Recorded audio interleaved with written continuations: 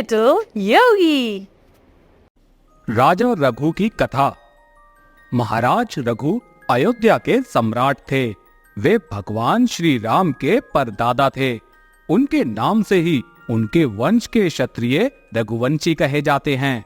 एक बार महाराज रघु ने एक बड़ा भारी यज्ञ किया। जब यज्ञ पूरा हो गया तब महाराज ने ब्राह्मणों तथा दीन दुखियों को अपना सब धन दान कर दिया। महाराज इतने बड़े दानी थे कि उन्होंने अपने आभूषण, सुंदर वस्त्र और सब बर्तन तक दान कर दिए। महाराज के पास साधारण वस्त्र रह गए। वे मिट्टी के बर्तनों से काम चलाने लगे। यज्ञ में जब महाराज रघु सर्वस्व दान कर चुके तब उनके पास वर्तंतु ऋषि के शिष्य कौत्स नाम के एक ब्राह्मण कुमार आए। महाराज ने उनको प्रणाम किया, आसन पर बैठाया और मिट्टी के बर्तन से उनके पैर धोए। स्वागत सत्कार हो जाने पर महाराज ने पूछा, हे ब्राह्मण कुमार, आप मेरे पास कैसे पधारे हैं? मैं क्या सेवा करूं आपकी? महाराज, मैं आया तो किसी काम से ही था, किंतु आपने तो सर्वस्व दान कर दिया है। मैं आप जैसे महादानी उदार पुरुष को संकोच में नहीं डालूंगा। आप कृपया अपने आने का उद्देश्य तो बता दें। महाराज, गुरुकुल में मेरा अध्ययन पूरा हो गया है। अपने गुरुदेव के आश्रम से घर जाने से पहले गुरुदेव से मैंने गुरु दक्षिणा मांगने की प्रार्थना की। गुरुदेव ने बड़े स्नेह से कहा, बेटा, तूने यहाँ रहकर जो मेरी सेवा की है उससे समझ मैं बहुत प्रसन्न हूँ। मेरी गुरु दक्षिणा तो हो गई, तू संकोच मत कर, प्रसन्नता से कर जा। लेकिन मैंने जब गुरु दक्षिणा देने का हठ कर लिया तब गुरुदेव को कुछ क्रोध आ गया। वे बोले, तूने मुझसे 14 विद्याएं पढ़ी हैं, अतः प्रत्येक विद्या के लिए 1 करोड़ सोने की मोहरें ला कर दे। गुरु दक्षिणा के लिए 14 करोड़ सोने की मोहरें लेने मैं अयोध्या आया हूँ। महाराज ने कौत्स की बात सुनकर कहा, जैसे आपने यहाँ तक आने की कृपा की है वैसे ही मुझ पर थोड़ी सी कृपा और करें। 3 दिन तक आप मेरी अग्निशाला में ठहरे।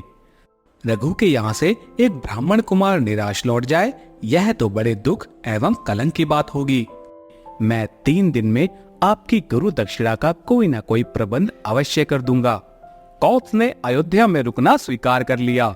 महाराज ने अपने मंत्री को बुलाकर कहा, यज्ञ में सभी सामंत नरेश कर दे चुके हैं, उनसे दोबारा कर लेना न्याय नहीं है। लेकिन कुबेर जी ने मुझे कभी कर नहीं दिया। वे देवता हैं तो क्या हुआ, कैलाश पर रहते हैं, इसलिए पृथ्वी के चक्रवर्ती सम्राट को उन्हें कर देना चाहिए। मेरे सब अस्त्र शस्त्र मेरे रथ में रखवा दो। मैं कल सवेरे कुबेर पर चढ़ाई करूंगा। आज रात को मैं उसी रथ में सोऊंगा। जब तक ब्राह्मण कुमार को गुरु दक्षिणा ना मिले मैं राजमहल में पैर नहीं रख सकता। उस रात महाराज रघु रथ में ही सोए, लेकिन सवेरे उनका कोषाध्यक्ष उनके पास दौड़ा आया और कहने लगा, महाराज, महाराज, खजाने का घर सोने की मोहरों से ऊपर तक भरा पड़ा है।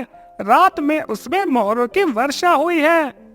महाराज समझ गए कि कुबेर जी ने ही यह मोहरों की वर्षा की है।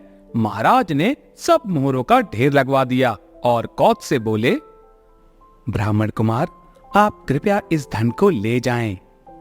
मुझे तो गुरु दक्षिणा के लिए 14 करोड़ मोहरें चाहिए, उससे अधिक एक मोहर भी मैं नहीं लूंगा।